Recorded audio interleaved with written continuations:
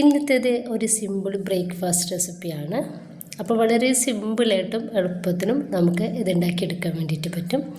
അപ്പോൾ നമുക്കിത് ഉണ്ടാക്കുന്നത് എങ്ങനെയെന്ന് കണ്ടു നോക്കാം. കണ്ടുകൊണ്ടിരിക്കുമ്പോൾ ഇഷ്ടമാവുകയാണെങ്കിൽ നിങ്ങളുടെ എല്ലാ സപ്പോർട്ടും ഉണ്ടാവുക. ഇഷ്ടപ്പെടുവാണെങ്കിൽ ലൈക്ക് ചെയ്യാനും സബ്സ്ക്രൈബ് ചെയ്യാനും കമൻറ്റ് ചെയ്യാനും ഷെയർ ചെയ്യാനൊന്നും മറക്കേണ്ട. അപ്പോൾ ഇതിന് വേണ്ടിയിട്ട് ആദ്യം തന്നെ ഞാനൊരു മിക്സിയുടെ ജാറിലോട്ട് അരിപ്പൊടിയാണ് ഇട്ട് കൊടുക്കുന്നത്. 1 കപ്പ് അരിപ്പൊടി ഇട്ട് കൊടുക്കുന്നുണ്ട്. ഇനിയിപ്പോൾ ഇതിലോട്ട് ഞാനിതാ ഒരു 3/4 കപ്പ് വെള്ളം ഒഴിച്ചെടുക്കുകയാണ്. ഇത് നല്ല ഫൈൻ പേസ്റ്റാക്കിയിട്ട് അരച്ചെടുക്കുക. വെള്ളം കുറവാണെങ്കിൽ നമുക്ക് കുറച്ചുകൂടെ ഒഴിച്ചെടുത്തിട്ട് അരച്ചെടുക്കാവുന്നതാണ്. ഇപ്പോൾ ഞാനിതാ ഈ ഒരു ഫസ്റ്റിലെ ട്രിപ്പ് ഒന്ന് അരച്ചെടുത്തിട്ടുണ്ട്. ഇതേ മിക്സിയുടെ ജാറിലോട്ട് തന്നെ 1 കപ്പ് വെള്ളം ഒഴിച്ചെടുത്തിട്ട് 1 കപ്പ് അരിപ്പൊടി കൂടി ഞാനിതിലേക്ക് ചേർക്കുന്നുണ്ട്. എന്നിട്ട് ഇതുപോലെ തന്നെ അരച്ചെടുക്കുകയാണ്. അരച്ചെടുത്തിട്ടുള്ള ഒരു മാവ് ഞാനിതാ ഒരു 3/4 ഭാഗത്തോളം ഒഴിച്ചെടുത്തിട്ട് ഒരു 1/4 ഭാഗം ഒന്ന് മാറ്റി വെക്കുന്നുണ്ട്.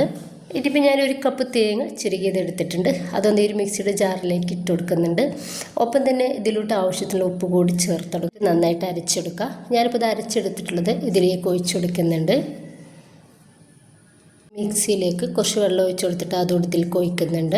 അപ്പം നമുക്ക് ഇങ്ങനെയല്ല കേട്ടോ, ഇതൊരു തിക്കായിട്ടാണ് ഇരിക്കുന്നത്. അപ്പോൾ നല്ല ലൂസായിട്ടാണ് നമ്മുടെ ഒരു മാവ് വേണ്ടത്. അപ്പോൾ നമ്മൾ വെള്ളം ഒഴിച്ചെടുത്തിട്ട് അതിൻ്റെ ഒരു രീതിയിൽ നമുക്കിത് ലൂസാക്കി എടുക്കാം. ഈ ഒരു സമയത്ത് ഉപ്പ് ഒന്ന് ടേസ്റ്റ് ചെയ്ത് നോക്കുക. ഉപ്പില്ലെങ്കിൽ ഇട്ടെടുക്കാവുന്നതാണ്. അപ്പോൾ ഈ ഒരു തിക്നെസ്സാണ് നമുക്കിതിന് വേണ്ടത്. അതിനിപ്പോൾ നന്നായിട്ട് ചൂടായിട്ടുള്ള പാനിലേക്ക് ഞാനിതാ കുറച്ച് എണ്ണ ഇതുപോലെ ഒന്ന് തേച്ചെടുക്കുന്നുണ്ട്. ഇനിയിപ്പോൾ ഇതിലേക്ക് വളരെ തിന്നായിട്ട് തന്നെ നമുക്കൊരു മാവ് ഒഴിച്ചു കൊടുക്കാം. ഇനിയിപ്പോൾ നമുക്കൊന്ന് മൂടി വെക്കാം. വേഗത്തിൽ നമുക്കിതൊന്ന് റെഡി ആയിട്ട് കിട്ടും. ഇപ്പോൾ ഇതൊന്ന് റെഡി ആയിട്ടുണ്ട്. നമുക്കിത് പാനിൽ നിന്നും ഒന്ന് എടുത്ത് മാറ്റാം. ഈ ഒരു രീതിയിൽ നമുക്ക് ബാക്കി മുഴുവനായിട്ടൊന്ന് ചെയ്തെടുക്കാവുന്നതാണ്.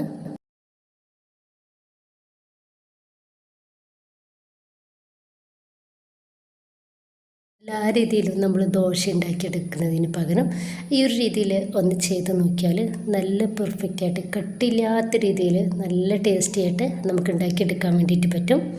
അപ്പോൾ എല്ലാവരും ഇതുപോലെ ഒന്ന് ഉണ്ടാക്കി നോക്കാം. നിങ്ങളുടെ അഭിപ്രായങ്ങൾ അറിയിക്കാൻ വേണ്ടിയിട്ട് മറക്കരുത്. ഇഷ്ടമായാൽ നിങ്ങളുടെ എല്ലാ സപ്പോർട്ടും ഉണ്ടാവുക. ഇൻഷാ അല്ലാഹ്. ഓക്കെ.